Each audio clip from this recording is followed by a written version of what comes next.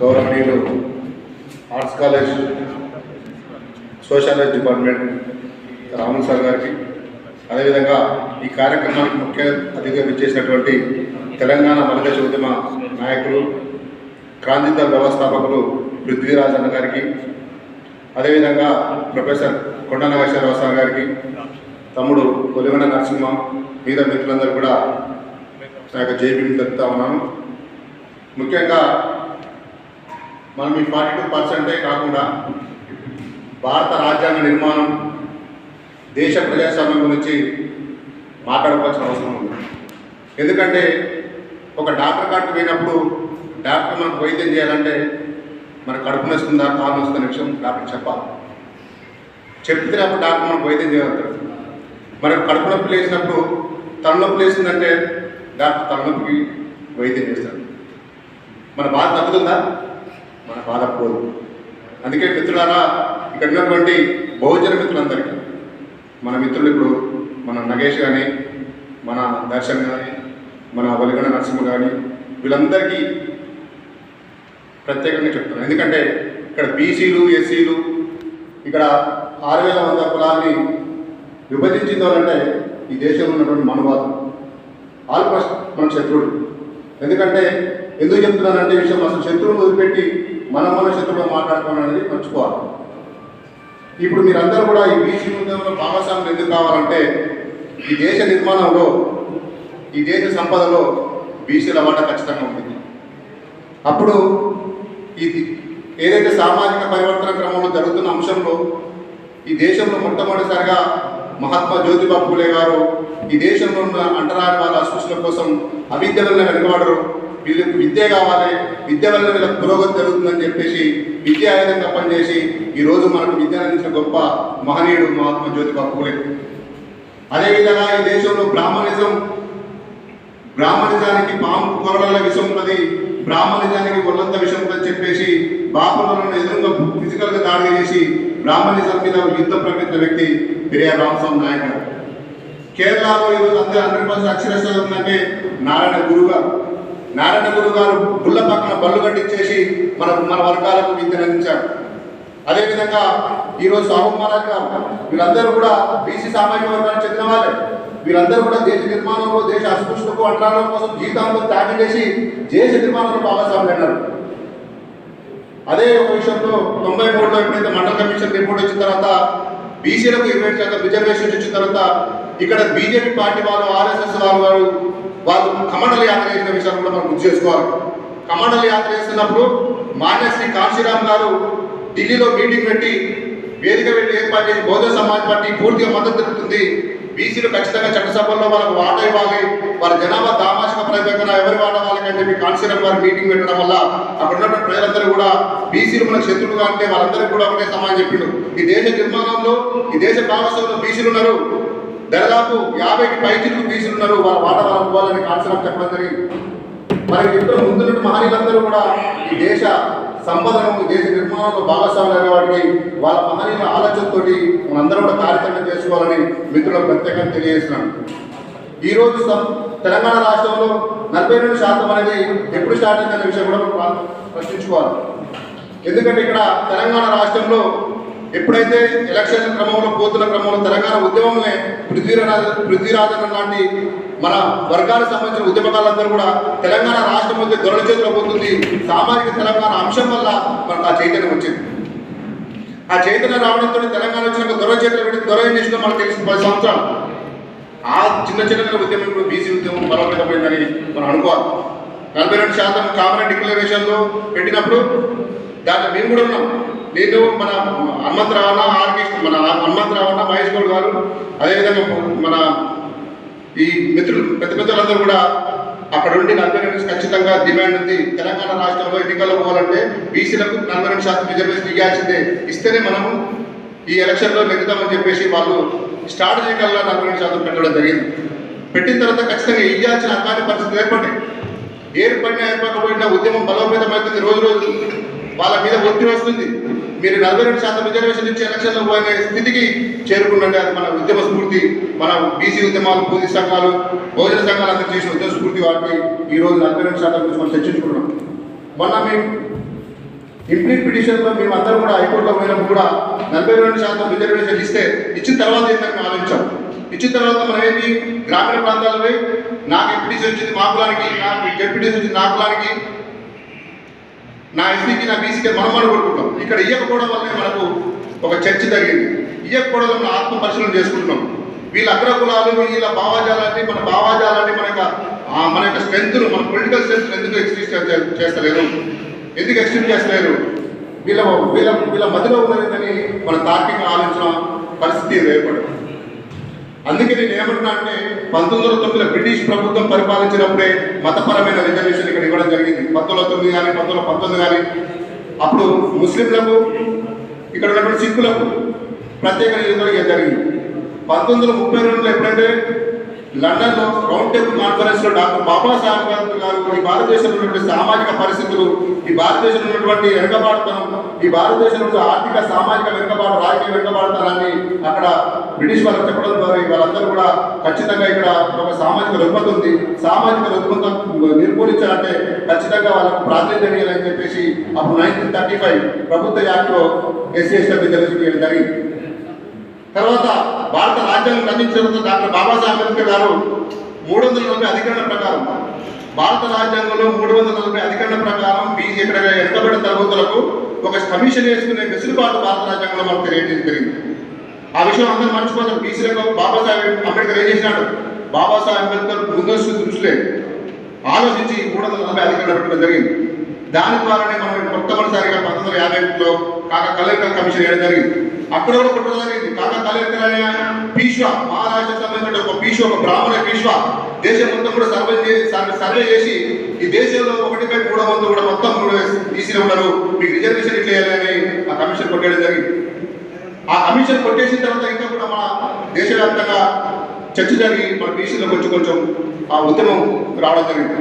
తర్వాత పిపి మండల్ గారు వచ్చిన తర్వాత దేశవ్యాప్తంగా సర్వే చేసి ఈ దేశంలో 50కి పైచిలకు 60%, 55% బీసీ ఉంటుందని అక్కడ ఉన్నటువంటి బీబీసీ 1992లో ఆ బీబీసీ ప్రభుత్వానికి ఆయన సర్వే రిపోర్టు ఇచ్చేసి 1993లో బీసీలకు విద్యా ఉద్యోగ రంగాలే 20% రిజర్వేషన్ ఇస్తున్నట్టు ప్రకటించడం జరిగింది. అంటే 1993 నుంచి 2025 వరకు జనాభా ఎంత పెరిగి ఉంటుంది? బీసీ జనాభా సగానికి సగం పెరిగి ఉంటుంది. మరి సగానికి సగం రిజర్వేషన్స్ పెంచాల్సిన అవసరం ఉంటుందా కూడా? అది పోని మనం అడిగేది విద్యా ఉద్యోగ రంగంలో, రాజకీయ రంగంలో రిజర్వేషన్ లేవు. చట్టసభలో బీసీలకు 50% రిజర్వేషన్ అంటే మనం, ఎందుకంటే అధికారంలో వాళ్ళే ఉంటారు, పార్టీలు వాళ్ళే, ముఖ్యమంత్రులు వాళ్ళే, ప్రధానమంత్రులు వాళ్ళే. మరి SC/ST 50% రిజర్వేషన్ ఇచ్చింది కానీ మన ముఖ్యమంత్రి ప్రధానమంత్రిలో ఎందుకు రిజర్వేషన్ ఉండదు? ఇది ఆత్మపరిశీలన చేసుకోవాలి. ఎందుకే అంటే ఈ దేశం మీద, ఈ వ్యవస్థ మీద, ఈ సంపద మీద వాళ్ళ గుత్తాధిపత్యం ఉండాలి. కాబట్టి మన అక్కడ దాకా రానియదు. మనం అక్కడ పోవాలంటే ఖచ్చితంగా మనం ఇక్కడ ఉన్నటువంటి ఏదైతే మనవాద వ్యవస్థ ఉందో మనవాద వ్యవస్థను అంతం చేసే వరకు మన జ్ఞాన సంపద పెంచుకుంటూ మన మహనీయులు చెప్పిన ఆలోచనలు ముందు ఉంచే విధంగా మనందరం కూడా సంఘటితం కావాలని కోరుతున్నాను. అదేవిధంగా మన ఈ దేశంలో జరుగుతున్నటువంటి సామాజిక పరిస్థితుల అనుగుణంగా ఏ రాజకీయ పార్టీ నిర్ణయం తీసుకున్నా కూడా దాన్ని మనకు అవకాశంగా ఉపయోగించుకోవాలి. అవకాశంగా ఉపయోగించుకొని మనం ఇప్పుడు మిత్రులందరూ ఇప్పటిదాకా మాట్లాడిన మిత్రులందరూ కూడా 9th షెడ్యూల్లో చేర్చాలంటున్నారు. మరి 9th షెడ్యూల్ అంటే విషయం ఏంటి? 9th షెడ్యూల్ ఎందుకు పెట్టిండు బాబాసాహెబ్ అంబేద్కర్ గారు? 9th షెడ్యూల్ అంటే ఏ చట్టం చేసినా కూడా ఫండమెంటల్ ప్రాథమిక హక్కులను మన కోర్టుల్లో వాదించడానికి, కోర్టుకు ఎక్కడానికి అవకాశం ఉండదు. అంటే ఏ చట్టం చేసినా 9వ షెడ్యూల్ చేసిన చట్టాలకి న్యాయ సమీక్ష అధికారం లేదు. న్యాయస్థానానికి న్యాయ సమీక్ష అధికారం లేకుండా డాక్టర్ బాబాసాహెబ్ అంబేద్కర్ గారు 9th షెడ్యూల్ ఏర్పాటు చేయడం జరిగింది.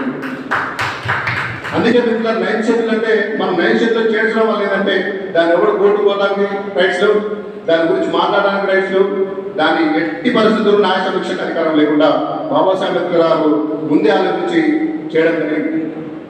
ఇప్పుడు ఈ చట్టాలలో కూడా ఇందిరా సహాయ వర్సెస్ యూనియన్ ఆఫ్ ఇండియా చట్టంలో కూడా ఏదైతే 50% సీలింగ్ చెప్తున్నారో ప్రత్యేక పరిస్థితుల్లో మీరు జనాభా కానీ సామాజిక, రాజకీయ, ఆర్థిక పరిస్థితులకు అనుగుణంగా పరిమితి పెంచే అవకాశం కూడా 810 page number Indira Sawhney versus union of India తీర్పులో 9 మంది న్యాయమూర్తుల ధర్మాసన తీర్పులో 810 ఒక పేజీలో చాలా స్పష్టంగా రాసింది.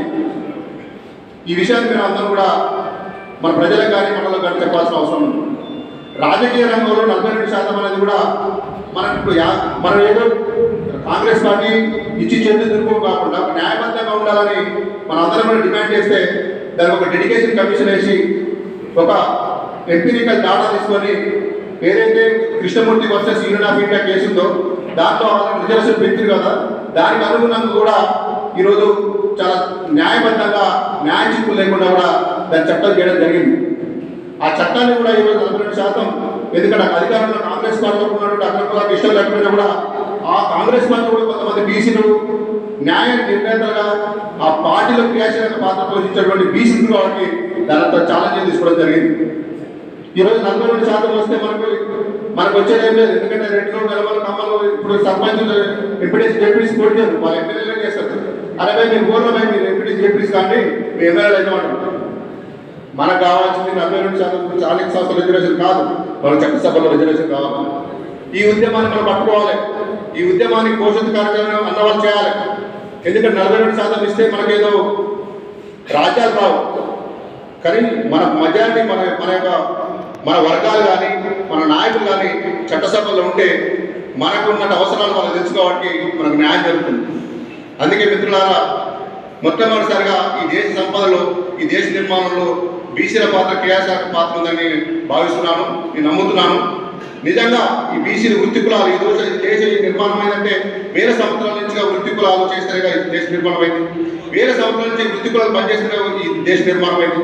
ఈ దేశ నిర్మాణంలో భాగస్వామ్యం ఉన్నప్పుడు మా హక్కుల కోసం మీరు కొట్లాడితే మాకు హక్కులు ఇవ్వడానికి మీరు ఎందుకు అంగీకరిస్తలేరు? భవిష్యత్ తరాల కోసం మీరు ఆలోచిస్తున్నారు, మా తరాలంతా నాశనం అయిపోతున్నాయి. భవిష్యత్ తరాల కోసం మీరు ఆలోచిస్తుంటే మా గురించి మా ఆలోచించే శక్తి మాలో లేదా అనే విషయాన్ని మనం ఆత్మపరిశీలన చేసుకోవాలని కోరుకుంటూ, తమ్ముడు సైద్ యాదవ్ ఇంత మంచి ప్రోగ్రాం పెట్టి బీసీల చైతన్యం చేయడానికి 42% రిజర్వేషన్ రావడానికి ఒక సెమినార్, ఎందుకంటే కాన్సలం సార్ గారు పెద్ద పెద్ద గొప్ప గొప్ప పార్టీల నిర్మాణం కూడా షాడో మూమెంట్, ఏ మూమెంట్ కైనా షాడో మూమెంట్ ఏర్పడింది. ఇంకా నలుగురు మనకు చైతన్యం చేసి బయటకు వెళ్తే వాళ్ళు ఉద్యమకాలేదు. ఇది కాన్సలం సిద్ధాంతం. దీన్ని ఫాలో అయినందుకు తమకు ప్రత్యేకమైనటువంటి ఉద్యమాభివందనాలు తెలియజేస్తున్నాను. ఈ అవకాశం ఇచ్చిన సైదులకు ప్రత్యేక ధన్యవాదాలు. మీరు ఏ కార్యక్రమం చేస్తున్నాక మీ అందరూ కూడా నేను ఒక విషయాన్ని చెప్తున్నాను. విషయం కూడా కాదు, నా వ్యక్తిగతమైన నా అభిప్రాయాన్ని. మిత్రులందరూ నేను బహుజన సమాజ్ పార్టీలో బీఎస్పీలో పనిచేశాను. నేను విద్యార్థి నాయకుడిగా ఉండి మాయావతి ఉత్తరప్రదేశ్లో పెద్ద మీటింగ్ పెడతాడు, ఇక్కడి నుంచి 100 మంది తీసుకుపోయినాను. తాగూరు ఆటోలో 2000 మందితో క్యాడ్ క్యాంప్ పెట్టారు 3 days. ఇలాంటి ఉన్నప్పుడు కాంగ్రెస్ పార్టీ ఎట్లా చేయలేను అని కొంతమంది మిత్రులు అడిగారు. నేను ఒకటే సమాధానం చెప్తున్నాను అందరికీ. యుద్ధం చేసేటప్పుడు శత్రువు మన ఎదురు ఉన్నప్పుడు, మన చేతులు కత్తి ఉన్నప్పుడు మన యుద్ధ రంగంలో పార్టిసిపేట్ చేయకపోతే వాళ్ళు మన జాతులు కానీ మన వ్యవస్థలు కానీ నాశనం చేసే ప్రమాదం ఉంది. ఎందుకంటే బీజేపీ పార్టీలో 400 స్థానాలు వస్తే ఈ దేశంలో భారత రాజ్యాంగాన్ని కానీ భారతదేశ మౌలిక స్వరూపాన్ని మారుస్తామని చెప్పారు. భారతదేశం రాజ్యాంగ మౌలిక స్వరూపం ఏంటంటే మళ్ళీ మన వెనకట ముట్టికి షీపులు తెచ్చే వ్యవస్థను తెస్తామన్నారు. కాబట్టి నేను శత్రువును ఎదుర్కోవడానికి నాకు శత్రువు అయినా పర్లేదని చెప్పేసి ఆ శత్రువుగా పోవడం జరిగింది. ఈ విషయంలో నాతో భావసారిగా ఉన్న వాళ్ళందరూ కూడా నాతో మాట్లాడచ్చు, మనందరం కలిసి పనిచేద్దాం. మన జాతులకు మన వర్గాలకు రాజ్యాధికారం వచ్చేదాకా కూడా మనందరం కలిసికట్టుగా పనిచేద్దాం. కాన్సరానికి ఒక మాట కూడా చెప్పాడు. 1994-95లో స్థానాలు అక్కడ బీజేపీకి బీఎస్పీకి సమాన స్థానాలు వస్తాయి.